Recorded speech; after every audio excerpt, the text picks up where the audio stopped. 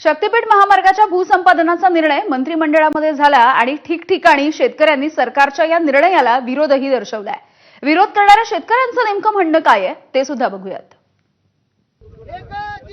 शक्तीपीठ रद्द, शक्तीपीठ रद्द दिलेला आहे त्याला त्यांच्या आदेश शेतकऱ्याला कुठलीही चिठ्ठी दिली नाही, कुठलाही कागद दिलेला नाही कुणाच्या बापाची। जय जवान, जय किसान, जय जवान, जय किसान। या काय इलेक्शनच्या अगोदर कॅन्सर रद्द म्हणून केलं आणि पुन्हा इलेक्शनची सत्ता आली। शक्तीपीठ रद्द, शक्तीपीठ रद्द।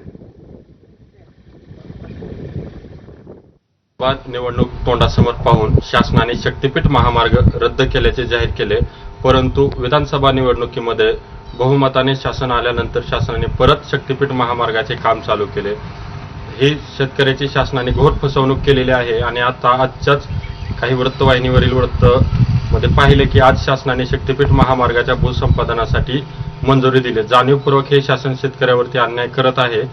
हा शक्तीपीठ महामार्ग कायमस्वरूपी रद्द करण्यात यावा याच्यासाठी आम्ही 2 वर्षापासून संघर्ष करत आहोत।